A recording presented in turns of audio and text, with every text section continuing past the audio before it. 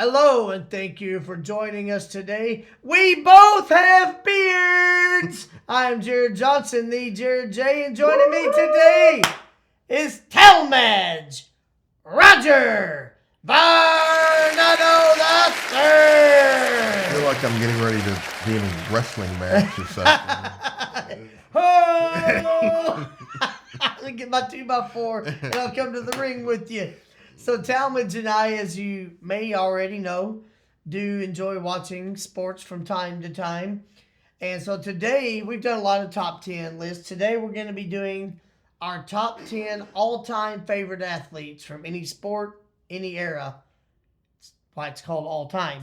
So yeah, top 10 favorite athletes from any sport. There might be some overlap. Then again, in this one, there might not be. That'll be interesting to see. I'm not sure there's going to be on Honestly, there may not, but we're going to find out. As always, I don't know his list. He does not know mine. So, Talmadge, kick us off. Who is number 10 on your all-time favorite athletes? Well, oddly enough, my list has almost exclusively a Texas flavor. Houston Rockets, Houston Oilers, maybe some some Astros. Some, okay. but even some not Houston Okay, teams. I can believe that. But oddly enough, my list starts out with a non-Texas tie. Hold on, almost fell over. All right, go ahead. We'll go with controversial but great Barry Bonds. Okay. Number 10. Certainly, I'll try not to make this a 3-hour episode, but if you're a baseball fan, it's understandable that he would be high ranking on that list. He's one of the, I would say, most versatile guys I've seen play. There's some others that you would have to put in that discussion, but Bond's certainly an understandable choice. Yeah, especially when you consider he started off a leadoff man and as career progressed, he was the middle of the lineup hitter, so he could do both. He was a good defender early on. We all know about the body transformation. I won't get into that. Right, but you hit on it, the versatility and the longevity. It's just hard to overlook. It is, and for his career, he could hit for power, he could hit for average, he could run the bases, he was good in the field. Like he's one of those guys that, along with the Derek Jeters and the Alex Rodriguezes and the Willie Mazes, like there was very few weaknesses. King Griffey Jr. is another one, Albert Pujols. There's very few weaknesses in the game if you can find one. So exactly, yeah. Understandable choice. My number 10 all time was the starting quarterback of my favorite football team growing up, Joe Montana of the San Francisco 49ers. Initially, when I started thinking about this list, I thought he might be higher. There's a lot of other guys I really like in my career, but that was my struggle too. 49ers, when I was growing up, that was my favorite team. And Joe Montana, it's interesting if you follow the channel, you know that I love the athletic dual threat quarterback. He was anything but that. But the way he commanded that 49ers offense, his cerebral approach, didn't matter that he wasn't athletic. Didn't matter that he couldn't outrun a sack. He would just cover up the ball and not fumble and take the sack, and on the next play make the smart move. I will say this about him, though. He could move around in the pocket. He could move around the pocket. And he picked his times to run. No, he wasn't a Lamar Jackson type runner. No. But he's kind of like Pat Mahomes. And like if it was 3rd and 8 and he's in the pocket and nothing's opening up, he'll tuck it, he'll run, and he'll get the first down. So I give him a little more credit for being a running quarterback than you, but I get your point. He wasn't Steve Young. Yeah, Steve Young was his backup, and he was really running quarterback. Montana, though, the mental handle he had on the game, the brilliance and the way he just, to me, he was a guy that made the right decision almost every time. And he didn't put up Dan Marino-type passing numbers, but when it came to the Super Bowl, he'd carve you up for 350, 400, like whatever he had to do. Well, the easiest way to sum it up, if not for Tom Brady, he's most people's number one quarterback. And some people, he still is their number one quarterback of all time. He was 4-0 career in Super Bowls. Yeah. Not he, but the team. He captained his teams to a 4-0 record and in Super Bowls. So, yeah, he is my number 10. Talmadge, who's your number 9? Number 9 was probably my first favorite athlete when I was a kid. I was like 6 or 7 years old. I know. This is a Texas tie. George the Iceman Gervin. Loved him, loved the poster, and loved the finger roll. Yeah. I used to think it was funny that he was 6'7" and known for finger rolls. Like, come on, you can dunk once in a while, can't you? But that was smooth. Like, I'm not taking anything away from it. I just was like, Why not be known for dunking hard? Okay, but I get it. Hey, that was his thing. Nothing away And he from was me. truly, really one of the first quote unquote big guards. Yeah. He was a physical player, and you had those elbows and sharp elbows coming at you when he would drive. Too, yeah, when he was on the perimeter. there was really I mean, Connie Hawkins. There were a few, but he was really one of the first true quote unquote big guards ever. Well, yeah, because he could shoot over you, but he was quick and could get, and he was a scorer. It wasn't just a finger roll. Yeah. Guy averaged like 26 points a game or something for his career. He was a legit shooting guard. My number 9 of all time, also an NBA guard, Pistol Pete Maravich. I can see it. I could do a whole episode about him, so I won't. But just way ahead of his time. The ball handling, the passing, the innovation. He was just a phenomenal athlete. And the scoring, he was a deadly scorer. And shooter. Especially in college. People don't realize. Yeah. In college, he averaged 40 points a game without a three-point line. For 3 straight seasons and without a 3-point line. And he's always going to have this mystique about him because I'm a few years older than you. So if I'm saying this, I know you could say it even more. Yeah. And that it's not like we saw him play all the time because he was on Atlanta, he was on Utah, smaller markets at that time. And those or teams New Orleans, didn't have good records. New Orleans.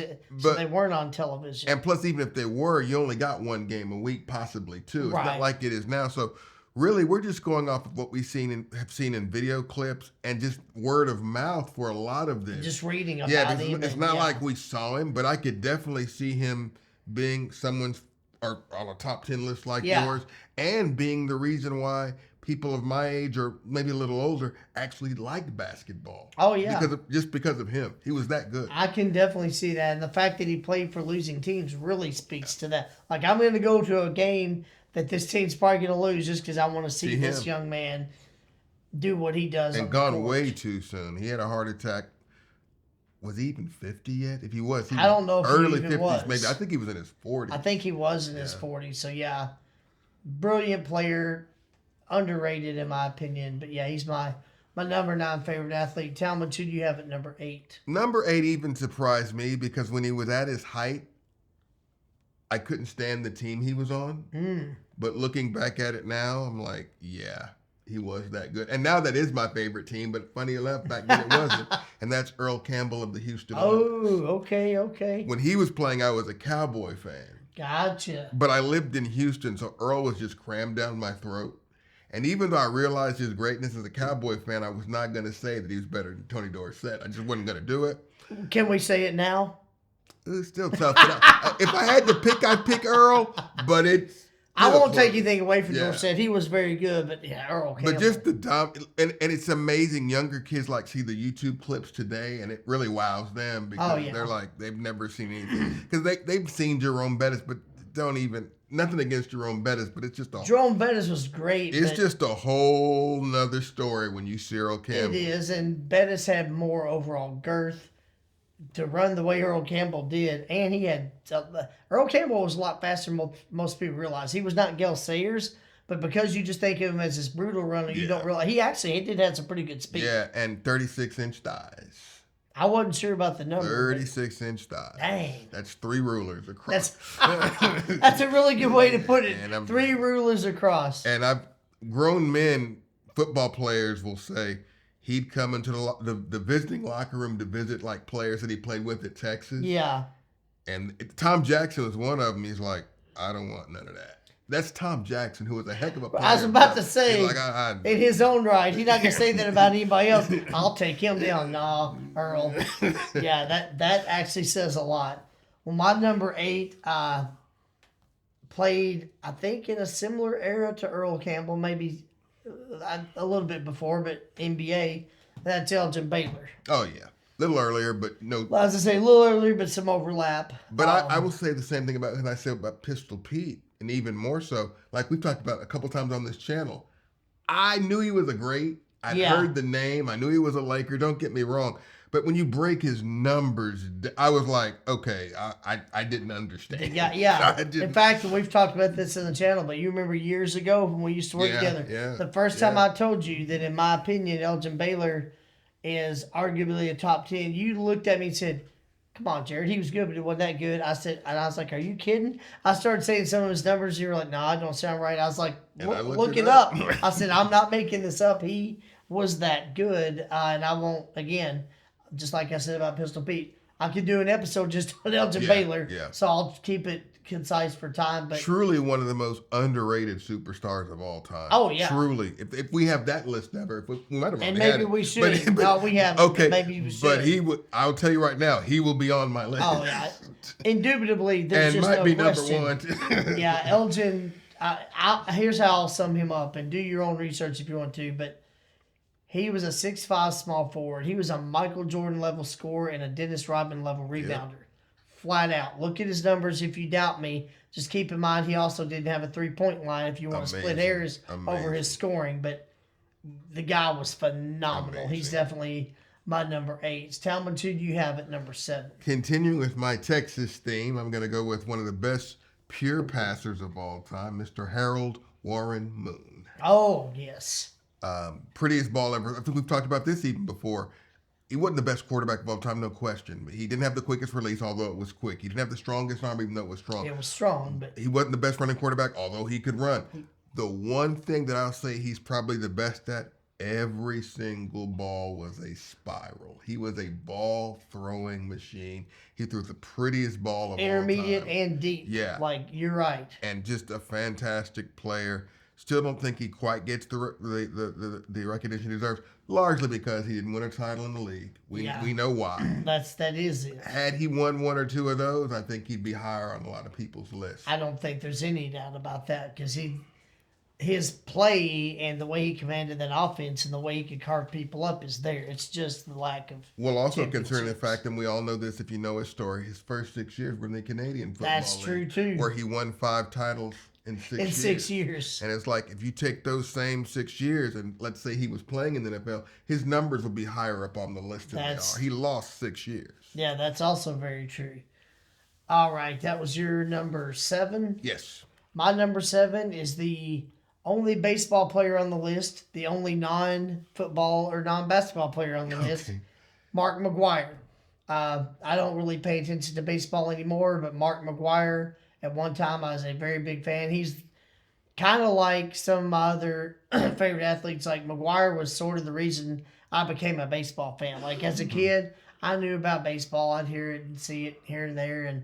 But the first time I watched McGwire play and I realized this guy's a rookie. This is his first year in the league. He's got 33 home runs at the All-Star break. So Isn't that pretty 86? amazing? 87. 87, okay. In 86, he played like 18 games, but his actual rookie year was 87. Okay. He had 33 home runs in the All-Star break. And I remember at that time thinking, that's pretty amazing, isn't it? Like, that sounds like a lot.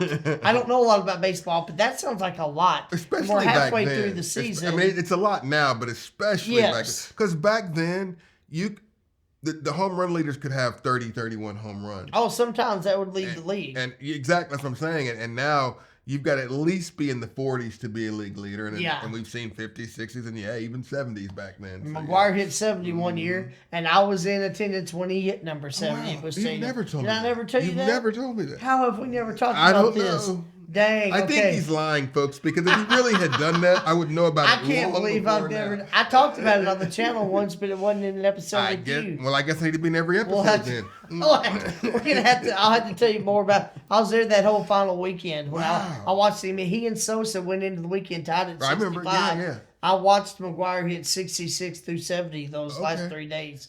Okay. It was such an incredible. I couldn't hardly speak for a few days. I was screaming like everybody else in the stadium. I was like face red, energy going. I mean, it was just. Sir, not that I want things to happen to you in a bad way, but you've already won the lottery. You have the right to ask for nothing else the rest of your life. Truly. It was a pretty amazing experience, I will say. And I'll say this real quick and then move on. When he and Sosa had 65 each, Sosa hit number 66 first on that Friday night. And they announced it on the speaker. Of course, everybody started booing. McGwire's next at bat, approximately an hour later, he hits number 66. And I was with two of my best friends at that time, Dave Taylor and Jeff Schultz. And I told them, as if I could predict this, I said it with all the confidence in the world, half messing with them, but fully wanting this to be the case. I looked at him. I said, okay, they're now tied at 66. Sosa's not going to hit another one. He's done. He's going to play these last 2 games. He's not getting another long run. McGuire's going to hit 2 more on Saturday, 67 and 68. He's going to hit 2 on Sunday and with an even 70. Of course, we all laughed. That is literally exactly what he did. He hit number 70 in his final at bat of the season. Well, I said you'd already won the lottery. Now I'm saying I think we should play the lottery because if you can predict things like that, we're missing out. Talmadge wants to talk to me about my gambling problem. The problem is that I don't do it, apparently. That episode's airing next month, by the way. We'll get right on that. All right, so Talmadge, who is your number 6? Keeping my Texas flavor going, a name I mentioned earlier in this conversation, Tony Dorsett. Oh yes, I knew he had to be on the list Tony somewhere. Dorsett. There's a few guys I'm like, this guy has to be on Talmadge's list. Or while he was in Pittsburgh, Tony Dorsett. Tony Dorsett. Tony Dorsett on your doorstep. He changed the pronunciation to Dorset, or either we had it wrong. Somebody it's had probably it more likely wrong the whole time. But yeah, one thing I will give Tony that, because like I talked about with Warren Moon, I know he wasn't the best running back of all time. I get it. But the one thing that I've never seen anybody do better than him, there's been some that have been close, but his acceleration, he had like a fifth gear. If you watch a lot of film from him, he's already ahead of the defender, but they're gaining on him, and then at the last minute, he separates a second time. That's extremely impressive. And when you're already running at presumably top speed to be able to do that. And the DBs that have speed as well, they're They're gaining. They have motivation to catch you. Right, and then all of a sudden I'll go one more gear and he's shot off. I've never seen that. Honestly, that's very rare. Barry Sanders could do it. A lesser known back that you'll probably remember, Gaston Green could do it. Oh, yeah. But just not as successful. Right. So I'm not saying no. I mean, I'm sure I'm missing some other names that could. But he was the first one where I literally saw, they're gaining on him. Oh, he'll just go another gear. Even guys today that are extremely fast, like Jahmyr Gibbs, Devon Haney, I don't really see them doing what you are describing. Like, they might just flat out outrun somebody, but that being close and suddenly accelerating. Again, and then the second thing is, I don't know if there's been, believe it or not, a better, besides specialty backs, like a Dave Megan, but I'm talking about a primetime number 1 back that did the screen game as well as he did. Because Landry ran a ton of screens, and Tony Dorsett was behind a lot of them. Oh, yeah. That's I hadn't thought about that, but that's a good point. Well, my number 6 is a guy that Talmadge mentioned in those sentences, Barry Sanders. Yeah. Topic within a topic. Unarguably one of the greatest running backs of all time. Arguably the greatest. That's, again, discussion for another day. A lot will say that. But there's, my opinion or not, you're going to get a lot of people saying that. The most elusive running back I've ever seen. He did things unlike anybody I've ever seen. I recently heard Troy Aikman talking about Dallas playing against Detroit, and he was describing some play, and I'm not going to get this exact, but he's like, Barry took a pitch, and he got cut off, and he ran back this way, and he ran that way. He did all this, and it ended up being a 2-yard loss. And I remember standing on the sidelines and looking at some of the guys and saying, he just ran about 50 yards for a 2-yard loss. Like, I've never seen that in my entire life. Well, and the thing about him, too, is no one could stop and start like he could. No. Because I know we've heard the term stop on a dime, and yes, he could do that, but he had like one-step acceleration. He could also hit acceleration. Yeah. Some people, there may be a few others arguably that can stop as quick as him, but that stopping and re-accelerating, it was literally like chasing a rabbit in your backyard. Yeah. Like, I've never seen anybody stop and start that fast. And I'm not sure we're going to see it again. I don't know that we will. It was instinct too, like the athleticism and the speed. He had very good flat out speed. Yes. Once he got in the open, forget about it. Right. But it wasn't just the speed, his elusiveness, and it was instinct. You can't teach that. Yeah. Let me put it this way: no one coaches that. No one's going to coach you to go sideline to sideline and spin in circles and do all this stuff. He just did it because it felt right and it worked. And the final thing I'll say about him is the humility, the way he just laid it down. Never spiked the ball, just handed it to the referee. And not only that, when his career ended, we know he could have played 3-4 more years easily. Easily. And the record was within his grasp. didn't motivate him. He's like, I'm done. And we all thought, yeah, he's saying that, but he'll come back next year. No, Never he was has. done. Never. Yeah, it's just amazing how he could have, and nothing against the great Walter Payton. Barry could have destroyed that record. he would have. If he would have played a little bit longer, he'd have destroyed it. Emmitt Smith never would have broken it. Barry and like you said, didn't care, didn't matter At all. It's not why I played. Yeah. I'm deciding I'm finished and I'm finished. Adds to the mystique, in my opinion. It definitely does. The humility and the mystique. All right, Talmadge, we're cracking the top 5 now. Who you got as your number 5? He just cracked it, but I can no longer deny it, and I'm gonna go with the king, Derrick Henry. Oh yeah. I'm gonna go. Especially that playoff. A little run they bit had. different type of running back than Barry Sanders. Oh yeah. Well, and a little bit, Mike. Yeah. He's more. We talked about Earl Campbell. Derrick Henry's more in that mode. Yeah, but same thing like Earl. When he gets the open field, he can get to 20, 21, 22 miles per hour. Derrick Henry. He's done it. He is fast. And one thing I wish Derrick would do better is sometimes, because he's so big, if you can get him behind the line, he hadn't had a chance to get his legs moving. Yeah. You can stop him. But You once got to he get to him fast and hard. But once he gets that line of scrimmage and he passes, forget it. Forget it. Power, speed. The other thing people say is he's not a great receiver. Here's the thing I'll say about that. He can do basic screens. I know many screen plays, like at the playoff game against New England, I believe right before halftime. I think they had like an 8-play drive. He touched the ball all 8 plays. Yes, he did. And he sprung it on like a 20, 25-yard screen. Remember a game against Cleveland opening day a few years ago? 80-yard screen pass. So I'm not saying he can't, but it's got to be a basic screen. It can't be He's like not looping out of the backfield. a Bijan Robinson, Christian McCaffrey level receiver. And he's knocked sometimes for that, but so what? He still brings value. To that, I would say, who cares? Look at everything he does do. And the biggest thing I'll say about him is this: he's crossed 30. He ain't slowing down. He was second in the league rushing just this past season. And yeah, 2 things I'll add to that. And you've heard me say this. I don't know that I've seen another running back in my life that has a combination of size, power, and speed that he does. There's guys that, like Earl Campbell's in the conversation. Yeah. He might be the next. Bo Jackson's in the conversation, but I can't put him on Derrick Henry's level. He didn't do it as long. Yeah. Bettis now, if he had, Bo Jackson, we're not knocking. If he had, he could have been the best of all time. If he'd stayed healthy, he might have been better than anybody. And, John Riggins had the power. Yeah. There's guys, but I'm talking about power, size, speed. I don't know that I've ever seen anybody like Derrick Henry. And then your other point, I've been saying for the past couple of years, I like him a lot. He's now 30. He's got to start slowing down. But until we see it, he has shown no signs of it. He might be like LeBron and still at age 40 just I don't know about that. But if he does do that, though, he goes to number 1 of all time, in my opinion. How would you argue? Because he'll have 25,000 yards. What would the argument be at that point? But no, Derrick Henry, he's not slowing down at all. And for a guy that takes that much bruising and punishment, it's not like he's like Barry that was so elusive and didn't take that many hard hits. Derrick administers hard hits, and he's still not slowing down. So, definitely phenomenal. My number 5, different sport, but also big and powerful, Sir Charles Barkley.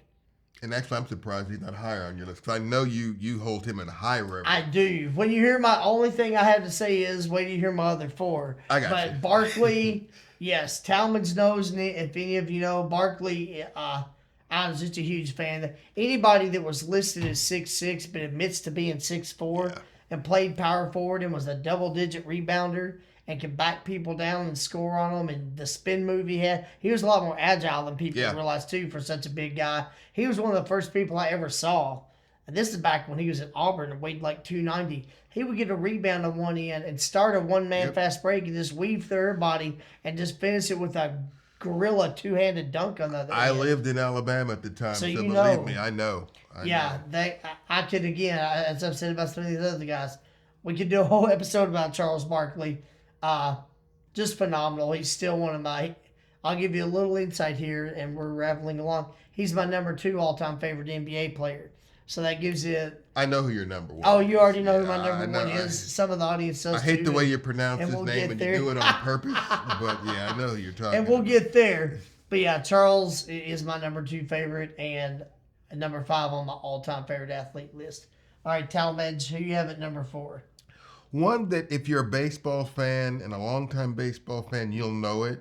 But if you're not a baseball fan or you haven't been one in a long time, for a long time, not quite that far back. But I'm going to go with the awesome specimen. Again, another Texas tie. You're going to think I'm going to say Nolan Ryan, and I'm not. James Rodney Richard. J.R. Richard. I'm a little surprised. Okay, I didn't see that one coming. Just, I was a kid when he was at his peak before he had his stroke. 6'7", some say 300. I doubt he was that. He got to be that big after. I was just saying, when he was playing, I don't think he was quite that. But about 6'7", could throw the ball. Not consistently. I'm not trying to do folklore here, but I'm saying he was clocked at 103. Oh, my gosh. In college, scouts came to view him, and he was from Louisiana, country boy, and he actually threw a fastball, and it broke through chicken wire. And if you've ever seen the picture... Try that sometime and let me know how you succeed. Think about that. Really, and if you've ever seen the picture, and please look it up. I wish I had it right now. There's a picture of him holding like 13 baseballs in one hand. I've never heard that. Yeah, I'll show you after this. But it's like 12 or it might be a slight, but it's more than like 8. Who cares? It's quite a few baseballs in one hand and just a dominant pitcher. And the disturbing part about his career that really cut it short was the fact that he had complained of a sore arm. The last season he pitched full time, right around the All-Star break, might have been, and right after, and he kept complaining about arm soreness. A lot of folks didn't believe him because he was going for a contract the next season. Oh man! Turned out a couple of weeks later he had a stroke and never pitched again. I was just getting ready to say he was actually practicing in the Astrodome on the mound when he had his stroke. So many people had to apologize because they didn't believe him. And it cost him. And he ended up being homeless for a long time. Yeah. I didn't know that. He died a few years ago, but he had a real tough time. Luckily, before he died, he kind of got back on track again. But there was a long stretch where he was living under a bridge in Houston, Texas. I definitely never heard that part. And just if you ever can find YouTube videos or an old videotape, any kind of old clip of him, if you don't know who he is, please look. You think Randy Johnson people didn't want to face. Randy was taller, but JR was a right-handed, 6'7", thick. I was going to say, he was bigger. Yeah, just a big, and I'll be honest, I know who you're talking about. I don't know a lot about him myself. I'd have to, look into him more. I think there's been some documentaries on him as well, so please, if you don't know who he is, I implore you, take a look. Educate thyself. Yes, no question. All right, indubitably you did. So my number 4 is a little more modern. Another one of my favorite quarterbacks and one of my favorite people, Kurt Warner. That does not surprise me. No, as I say, you know that. And he, just the perseverance. Did not start in college until he was a senior. Played at Division III. Right. Iowa, or Central Iowa. Was it Central Iowa? He's one of my favorite players. Look it up, I'm having to think. Yeah, I started to say Iowa State, but it wasn't that. I think it was Northern Iowa. Okay. Northern Iowa. Started 1 year. You got to think, okay, you're good enough to go to the NFL. This is a Division III school. Why didn't you start as a freshman? He didn't start until he was a senior. Right. The NFL didn't pay attention to him. He played Arena League. He played in the NFL Europe. He had tryouts with the Packers and the Bears. Actually, he had a tryout schedule with the Bears, but he got bit by a spider on his elbow of his throwing arm while he was honeymooning in Hawaii. Had to cancel the tryout. Everything pointed to you're not going to play in the NFL. At age 26, he finally gets signed with the Rams. As a rookie, he attempts 11 passes.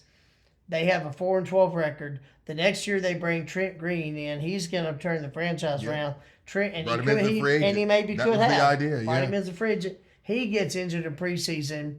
And I still remember Dick Vermeil in the press conference saying, we're going with Kurt Warner. Yep. And I, like the rest of the world, said, who? You're going with, and ironically, there was a Kurt Warner spelled Running with a back. C that played running back for the Rams That's what I years was like, before. he's going to play quarterback. When they said that, I was like, that guy's retired and he wasn't a quarterback. First of all, when did they trade for him, or when did he retire? When's he back in the league? And yeah. He's playing quarterback now? None of that made any sense. I was like, who are they talking about? I didn't know anything about this guy. The very next year, he starts. He's just carving people up. And then I read an article in Sports Illustrated about him where he talked about his faith in Jesus and how that's the most important thing. I immediately became a fan. I was like, okay, I don't care who he plays for. I like the person and what he represents and how he conducts himself. And then when healthy, he had a dominant career. He's one of my favorite quarterbacks when he was healthy. Well, I mean, I was a fan always, but when he was healthy, he was genuinely a great quarterback. Well, if we ever have our top 10 most hated athletes, he will be on it for obvious reasons, and I'll leave it at that. Those who know, they know. That's before Talmadge and I knew that each other existed, but I know exactly what he's talking about. So, yeah, Kurt Warner is my number 4. Talmadge 1 yard short. Kevin Dyson. Okay. Who you have at number 3, Talmadge? Well, you knew he's going to be on my list. You probably thought he's going to be number 1. So I'm going to go with the great Hakeem the Dream. I'm thankful I didn't have a mouthful. I would have spewed. I did think he was your number 1. I'm genuinely shocked right now. I'm going with the Dream, the defensive intensity, the shots that were blocked, the steals, the shooting percentage, the footwork, mentality, and the sharpness scoring. of his mentality, too. Just later on in his career became a better passer. And I do enjoy his journey because early in his career, he'd whip your tail. He didn't mind getting in a fight and getting fined, taking swings at people. And some even considered him a dirty player. But once he got deeper into his faith, all of a sudden that changed. He became a more calm, dedicated player. And all of a sudden, power and finesse, and was just, when they won those championships, he really had sharpened his game to the right. Well, since Jordan retired for those 2 years, he was the best player in the world, and no one could argue that. I'm sorry. You could try to argue, but he was the best player in the world. Nobody could stop him. He was, I'm stunned, though. I didn't think Vernon Maxwell would rank higher than him on your list. Vernon will be on another list at some point. Okay. I expected he would be on this list of yours, in all honesty. All right, so that's your number 3? Yes. My 4, 3, and 2, or really my 4 and 3 and 5, they were all kind of hard to rank. My number 1 wasn't, and we'll get to that. But at number 3, I have a guy that I consider, this is a topic for another day, but I'm going to say it, and y'all tell me if you disagree. I consider this guy the greatest NFL player of all time, regardless of position, and that's Jerry Rice. Topic for another time, but I can state my reasons for saying it, and y'all can still disagree, that's okay. Even the people that disagree, they have to admit he's on the list. That's what I was going to say. There wouldn't be I don't think, a harsh argument of him. Yeah. You might have somebody else, and that's okay. I don't even care because it's almost impossible to compare positions. Exactly. But I have my reasons, and we'll do that another time maybe. But yeah, Jerry Rice, my number 3. He played in the same era and on the same team as Joe Montana. And one of the biggest things I love about Jerry, he played at Mississippi Valley State. People, when he came into the league, the big knock on him was, I think he ran like a 4.65 or 4.67 he was slow. at the combine. Oh, he's too slow. He played at a small college. He's not going to do that in the NFL. He was the most dominant wide receiver anybody's ever seen. And the ironic thing about him being too slow, yards after the catch was where he killed people the most. Yes, he was a great route runner. Yes, he had great hands. When he got the ball in his hands, if you didn't tackle him right away, if he eluded that first guy, nobody in the field was catching him. For somebody who was too slow, you never caught him. He got real fast when somebody was chasing. That's what I'm saying. I don't care what his... I'd like to know his 40 time when the ball was in his hands, the game was on the line. And there's legendary stories about from the time he was a rookie, every pass he caught in practice, he sprint to the end zone. At first, the coaches and everybody were like, what are you doing? But he was, I don't know if he said this verbally, but he was setting the tone of, when the ball's in my hands, that's my goal. Mm-hmm. I'm not stopping. Someone will have to stop me. And also, he scored more touchdowns than anybody in NFL history. So and don't forget about his legendary workout sessions. Oh, yeah. I mean, there's a lot of other guys. Other NFL players that were trying it, and they were throwing up. Yes, other NFL athletes were like, I can't work out with Jerry. He's just the running, the cardio, can't do it. the everything. Like one of the greatest work ethics of Yeah. all time. You could put Michael Jordan in the conversation 100% as well. Kobe. But Kobe, and the thing I love about both Jordan and Jerry, and probably Kobe as well, played just as hard in practice as Yeah. they did in games. That's why they were so good. Anyway, Talmadge, we're down to our top two now. I can't believe Hakeem's already been named. I'm genuinely stunned at that. I got to hear these last two now. Well, Who's your much number like two? you, it was once you got here, I could. Tomorrow I might flip the list completely. He's gonna call me in the morning or see me in church and say, "Okay, Hakeem's really my favorite." I might do it now, but I'm gonna go with Captain America. Oh, I knew he'd be very high ranking. Roger as well. Staubach. Roger Staubach. I knew he'd be probably your top three, but I did not think Hakeem. Okay. Largely because I mentioned George Gervin earlier, and I'll also throw in Pete Rose because those were my first two Yeah. that I liked as a kid. And my favorite football player as a kid when I first got into watching football was Roger Staubach by far. And I still feel like he doesn't get the credit he deserves. People know he's he's a Hall of Famer. Oh yeah. But on the all-time quarterback list, he's somewhere between 10 and 15 most of the time. Some people have him like 7, 8, but he's not going to get too much higher than that. And usually people don't even have it that high. To be Largely honest. because the numbers weren't there, but people forget he lost time because of the Navy. Yeah. He lost time because when he got back to the Navy, of course, they weren't just going to hand him a starting job. So he battled with Craig Morton for a couple of years. Yeah. Also, he was older, but he could have played a little longer. Now, back then, 36 was pretty old for sports. But I think he was 36 when he retired, but because of concussions. Had he not had the concussions, you might add another year or two to that. And just you talk about running quarterbacks. Yeah. This guy could run. He could throw. He could think. And as a Cowboy fan back then, I'm not now, thank God.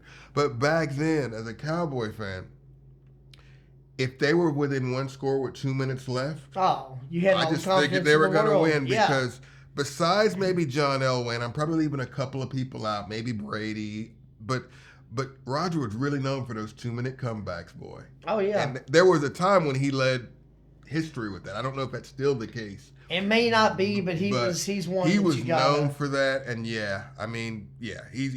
and largely because he was one of my first favorite athletes, but also because of what he accomplished. Yeah, and you talked about the numbers, and we all know this, but he played in a different era. Yeah. It's kind of like Montana. The numbers weren't as eye-popping. You had to look at what they did within the confines of those offenses for that team. Staubach and Montana were in the same era. So I remember I was a 49ers fan. I was a Montana fan, but everything you said about Staubach, I will not argue. He was great. And I remember watching him many times as a kid as well. All right, so he's your number two. My number two is still to this day my all-time favorite NFL player, Ronnie. I love to hit viciously a lot.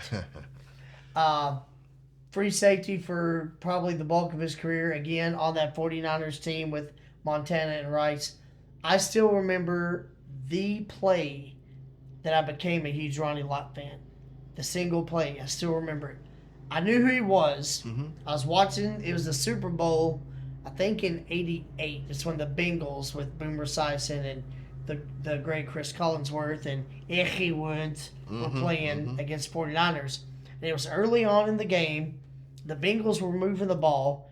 Ickey Woods and James Brown were both good running backs. Ickey was like a 220, 230 pounder. He's a big guy. And it was like a 3rd and 1 or 2.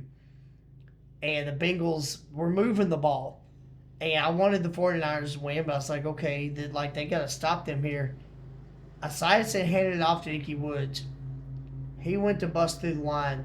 Ronnie Lott came flying in from free safety. He was giving up 25 to 30 pounds. He lowered those pads and he met Ickey Woods in the gap. And I mean, boom, it was like trains collide. I still remember how loud the pop from those shoulder pads were. And I mean, he didn't tackle Ickey Woods. He leveled him. Yeah. And I remember in that moment going, that was a grown man hit. Like, I just, as a kid, I was like, they played him man. in the Super Bowl too? Yeah, that was during the Super Bowl. Okay, they played him in the regular season, I believe. They did, okay. yeah. Okay. But that play was in the Super Bowl, and I just remember going, oh my gosh, like I knew Ronnie Lott, but he became my favorite player in that moment. And he started out a corner, did he not? He is so as a freshman at USC, head coach John Robinson said Ronnie Lott and Marcus Allen, they were both freshmen the same year. John Robinson said they were both good enough to start at either tailback or free safety. Yeah. And he said the reason he went with the positions he did, Ronnie could hit so much harder and was a better tackler. Yeah. That was the separator. He's like, either one of them could have started at either position. And if you look at their body types, you can see that. That's not shocking. Because Marcus was built like he could 6'2", like, 210. Ronnie was like 6'1", 203. Like, they could have either one. And, so Ronnie Lott played corner for his first, I'd have to look at the breakdown, first 5 or 6 years. Mm-hmm. Then moved to free safety. Then after he went to the Raiders in 93, they moved him to strong safety. And so he's still to this day is the only player to be elected to the Pro Bowl at corner, free safety, and strong safety in a career. Nobody else has gone. He didn't just play all three of them. His first year playing strong safety with the Raiders in 93, he was elected to the starting strong safety for the AFC Pro Bowl, led the league in interceptions with 8. First time playing strong safety. So all 3 positions, he not just played them, he's a Pro Bowler. If you're making an all-time NFL team, a strong argument could be made that he's going to be in that defensive backfield. I would say if he's not, I'd really like to know why. Like that's me. Maybe I am a little biased, but I always have said too, the biggest reason he could cover like a corner and hit like a linebacker. And there's other guys that could do one of those things as good as him. The hitting part, there's not too many, but there are some. I'm not going to say nobody could hit like him. I've never seen anybody else who had the coverage skills and just the sheer hitting power that he did. I even saw he hit Mark Bavaro one time. That Bavaro was like a 240, 250-pound tight end. I saw Ronnie Lott just flatten him one time, and I was like, how in the world did the speed this guy would build up and just crush people? Anyway, he's my number 2. All right, we're down to our number 1s, Talmadge. I genuinely don't know who yours could be because it's not Akeem. I'm still stuck on that. Who's your number 1 all the time? My number 1 is backup center in the NBA for many, many years, Swin Nader. No, actually, my number 1. Again, glad I didn't have a mouthful of Dr. Pepper. And I struggled with this because obviously I could have put Dream, I could have put Roger Staubach. There's so many people I could have put. Yeah. And I know he wasn't the greatest player. He was good. He wasn't, he's not a Hall of Famer. I get it, but we're asking about our favorite player. It's our favorites. And the way he played and the toughness he played with, I'm going to go with Steve McNair. Love Steve McNair. I should have suspected, based on everybody who said, because I knew McNair would be on your list. I should have by default figured that. He's my favorite quarterback. Football's my favorite sport. So you put the two together, and that's why he was the starting quarterback one time in the Super Bowl when one of my favorite quarterbacks was playing. We don't have to go into all that. About that, kind of. But no, just the... And the thing I liked about him, too, is much like Jay Rice, he came from Alcorn State. Yes. Now, he was still highly regarded because he was taken 3rd in that draft. He was. But there were still There's questions. A lot of doubt, can he do it at this level? Yeah. And especially his career started kind of slowly, especially in the offense they were in. First of all, he had to get used to the game. But secondly, he played for a coach that they weren't throwing it around the field.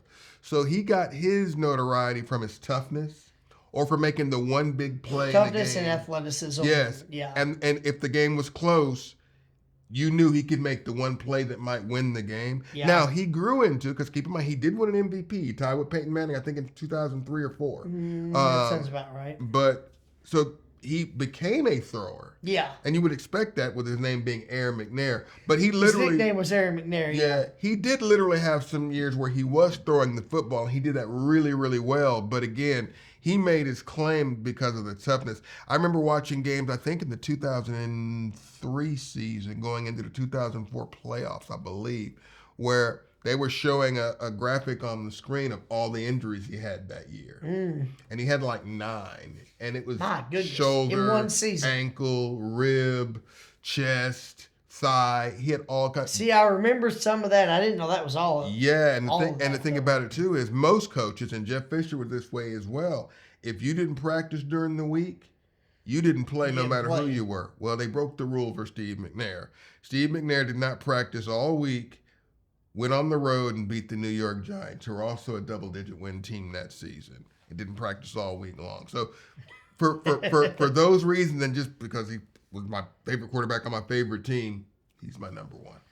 That's an admirable choice. I remember McNair, and he was, not as high on my list as you suspected due to the fact that I have not named him, but he's a guy that I did like watching play. Well, if you know me at all, and if you've seen many of our episodes, you know who my number one is.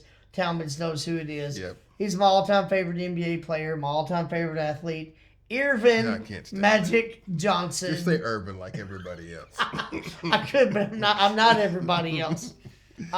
He's also the primary reason I'm now a Washington Commanders fan, because he's a minority owner. I would be a Jaden Daniels fan no matter where he played, but the fact that my all-time favorite athlete is a minority owner, that's why I decided I guess I really should be a Washington Commanders fan, and that's to me. I'm happy with that move. I could definitely do a whole episode about Irvin, so I won't. But just unlike any other basketball player I've seen, there's guys that can do a lot of things better, but the combination of everything he did, plus the leadership skills as such a young guy coming into the league, I've just never seen anybody else quite like him. Is he definitively the best? I can't say that. I will. I think he's up there, the greatest of all time. Oh, no. I'm talking about his position. Oh, his position. People say Steph, and I get it, but no. Point guards, I will say he's the best of all time. And I don't think they'll ever be. If we're talking all NBA players, hey, that's a bigger discussion and whatever, but he's as good as anybody I've ever seen play the game, not just the point guard position. So, yeah, he's my number one all-time favorite athlete. Difficult for me to imagine that ever changing. Now, 40 years from now, will I have another answer? It is possible. It's unlikely. It's like we've said before, though. Once you've had a list for so long, it's hard to admit. Even though you might know somebody should, it's just because it rattles that. Anytime somebody asks you for years, you've said that this name. Is your default response. You have your locked-in reasons. So, anyway, those are our top 10. I got one more thing to ask you, though. All-time favorite athletes. One more thing. I can't stand the way you say that name. There's only one more I hate worse than that. Can you please say, just for the audience and the people watching, how do you say the name of the Milwaukee Bucks power forward? Oh, Giannis Antetokounmpo? Those two I struggle with on a daily basis. And I don't even see He doesn't even hear me say them on a daily basis. He just wakes up being bothered by it. I say my Some prayers. Some people hear an alarm. He hears me saying those names. I can't take it. Oh, you got any cake pops? Y'all don't know what that means, but we do. Leave him alone, Jerry. We know. What else in lemonade? All right, those are our top 10 all-time favorite athletes. Let us know in the comments if you have a top 10 list, or just who your number one is, or how shocked you are at any of the choices we had. If you don't know who Elgin Baylor is, let us know some of these things. Yeah. First top 10 list we've done with zero overlap, in fact. We had none. I didn't think we would. I knew there's a chance we could, but I didn't think we would either, and we did not. So, let us know if you have a favorite. If you liked the episode, please show that by clicking the like button if you've not already done so. I'll ask you to please subscribe to the channel. It will help enable me to bring you more of this type of content as well as many other types. So for Talmadge Rodger Varnado III, for Irvin Magic Johnson and Giannis Antetokounmpo, I am Jared Johnson, the Jared J. Thank y'all so much for stopping by. I hope y'all have a great week, and I hope I see you again real soon. You thought Anthony...